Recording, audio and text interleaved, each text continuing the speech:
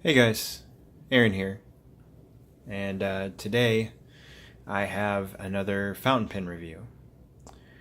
And you may ask yourself, well, what's inside the brown sleeve? And it's a vintage pen. And before I show the pen, when you first look at this pen, you're going to think, oh wow, really pretty celluloid pen. To me, when I first see this pen, I think of a certain type of pen. I don't think of what the pen actually is. And when we reveal the pen, you see this beautiful celluloid color. And some of you, obviously you can look in the description and it will tell you exactly what the pen is. When I first saw the pen, I thought to myself, that's a 301. It's a Waterman 301, which I don't own, and still to this day I don't own. And in actuality, it's not. It's a Waterman Thorobred. And to give a little bit of backstory on how I acquired the pen, we have a local pen store here where I live. The name of the pen store is Bradford Ink. And I've been in there. They have weird hours, so I've really only been in there a few times. And the day that I went in there, I was not planning on buying anything. I was just going to browse. They happened to be open. I had some time off from work. I thought, okay, today would be a cool day to go in and look at some pens. Maybe get some ideas for some future purchases. Well, I got to about the last cabinet of pens and I saw this pen. And I had to see it. I had to hold it. So, of course, I asked him to open the cabinet. First mistake, by the way. Well, first mistake was seeing the pen. Second mistake was asking for the cabinet to be open. So, they come over, they open the cabinet, and I pick up the pen, and immediately I've already decided I have to own this pen. And generally when I purchase a pen, I always have a dollar amount in mind. I always have something of what I want to spend. And, on this situation, I at the time thought, I feel like I might have spent a little more than what the pen's worth. But after doing a little bit of research and seeing how much these pens sell, like on eBay and a few other places, I feel like I got a pretty solid deal, especially considering the condition of the pen and how it performs. And, the first thing when you look at this pen that you notice is this beautiful celluloid color. And you see that it's got the veins going through, the red veins going through the celluloid, which kind of gives it its name, Thorobred.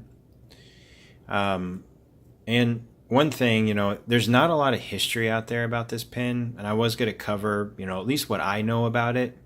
And if anybody knows more, please comment down below. I would love to find out more about this specific pen.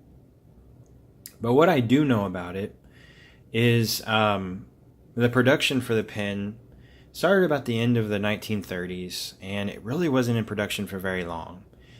And it basically ended really in the beginning of the 1940s. And there might have been a few reasons for that.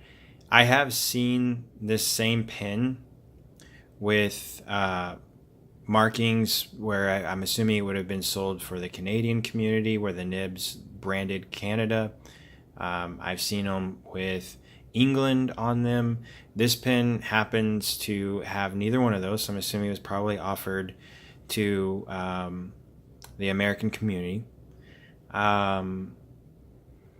This pen was basically, or at least what's thought to be, the successor to the 301, which makes sense. I mean, it looks very, very similar. When you look at 301 pens, it definitely looks similar. I don't think they changed a lot as far as the pen design goes. There's believed to be really about two separate main versions. The pen was offered at about a price of around $3, which that version would have been the silver trim or chrome trim, rhodium trim, whatever you would want to call it. And then there was the deluxe version that would have been like a gold trim. And this one has the gold trim. So I'm assuming this would be the deluxe version, which was offered around $350. And of course, today you're thinking, oh, $350, that's not that much. But back then, 50 cents more, that was quite a bit more money for a pen. And then I have seen, or found anyways, some ladies versions or petite, whatever you want to call them, of this pen. The clip is definitely a lot different. The clip actually starts at the top of the cap finial and then comes down the side of the pen. And to me, the pen is very attractive. It's obviously shorter, made out of the same type of celluloid materials, but the clip kind of makes it a little bit more distinguished. Now, I have seen in some articles and information that I found that some people argue that that's actually the vest pocket version. And you know, again, there's not a lot of information readily available. So I think it's neither here nor there. But there is basically a third version for the pen. I have seen that pen in both the gold trim as well as the silver trim as well. So I'm assuming they were offered at two different price points for the smaller version. Outside of that, there's not much more information about this pen. You know, I don't know. I found a few ads that had this pen in them. I found those online. The books that I have, not a lot of information in those. Couldn't find anything on Richard Bender's site. So again, I don't have a lot of history about the pen, which to me kind of makes it that much more interesting. What I do know is this pen is very striking in person and very, very attractive. So now I'm going to kind of go over the parts of the pen, and we'll start kind of down towards the end here. And the finial, like all Waterman pens, is going to be branded. If I can get it to focus. And it will say Thorobred. If you guys can kind of, there it goes. So it says Thorobred. And I love how the veins start right here. And then you flip it around to the barrel side. You see that gold lever. It's in, you know, really relatively good condition considering the age of the pen. And then we'll come around to the imprints. So we have Waterman's pen. It's got the patent on it. United States of America, and then should be made in the USA. And it's got the ideal right in the middle of everything. And bear in mind, I'm reading this over a camera, so it's a little bit difficult. And then moving up the pen, going into the cap, you see we've got a single cap ring here. And then we've got the clip. And you know, one thing I noticed about this pen, and you know, that I thought was kind of interesting, is the clip is a lot different than most of the other Thorobred models I've seen online. Most of them have the ball clip, whereas this one has a different clip design. I really haven't seen any other ones that have had this same exact clip design. It does have the Ideal logo up at the top of the clip. And the clip's in really good condition, and it works very well. It's still, you know, pretty stiff, but at the same time springy. You see we've got the two breather holes on either side. Let me back out just a little bit. And then the top of the cap finial, nothing really there, which I kind of like. I think it's a little bit understated, but it really shows off the material. Now we will look at the nib. So we'll take the cap off, set that off to the side, and we reveal that nib. This is a 14 karat nib, and it is a warranted nib. We'll go off to the side again. I'm sorry, an Ideal 14K. I was playing around with one of my other Waterman pens earlier, and see if I can get this thing to focus better so you guys can see the nib. part of it's my lighting, and I apologize. You see here we've got the section. It's your typical section. The cap threads, they're not sharp at all. A section tapers down, flares out at the end.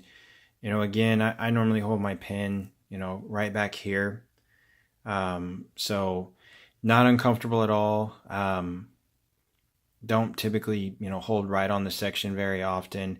This is definitely a pen. Unlike some of my other vintage pens, it's a little bit longer. So definitely easy to write with uncapped. As far as, pricing, again, with vintage pens, pricing's going to range. I paid just a little bit over $100 for this pen. And I've seen it go for around that same price. I've seen it upwards of around $125 for a similar model, actually without the gold trim. And I've seen it for lower as well. So I definitely think it will range. And I will say, if you have the opportunity to get this pen, definitely jump on it. It's a great pen. From what I can tell, there's not a lot of them out there. So if you see it at a pen show or on eBay and it's something that is at a reasonable price or within your budget, go and snag it. It's a really, really cool pen, and it is so beautiful in person.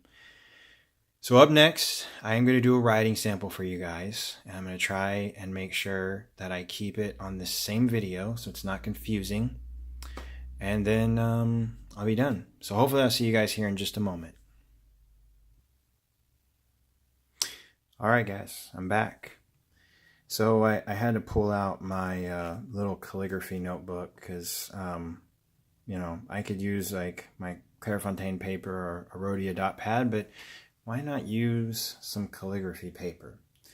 And, this pen is definitely, it's not a full flex, not a wet noodle, but it definitely flexes. You got to put a little bit of pressure on it. The nib, this is definitely a good workhorse pen, a good daily writer. I use this pen a lot at work, actually. I actually carry it in this pen case that I got from Fountain Pen Revolution. Never had any issues.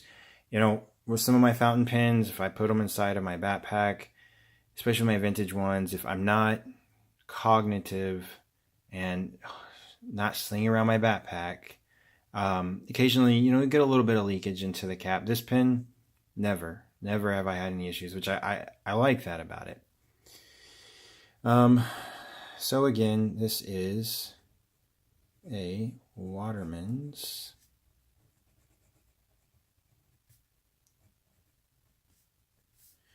Thorobred.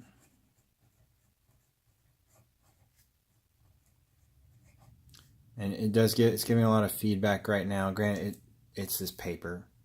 The ink, or actually it's a 14K nib.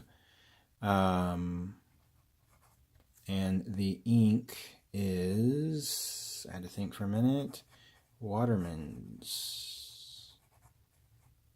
God, I can't spell. Part of it is I can't see. Serenity Blue, or as some of you may call it, I cannot spell, Florida Blue. All right, now some writing sample.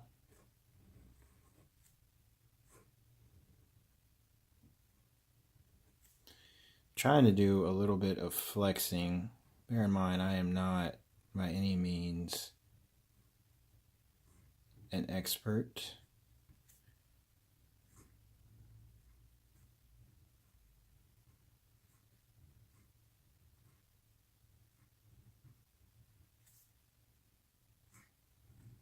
Nor can I really see.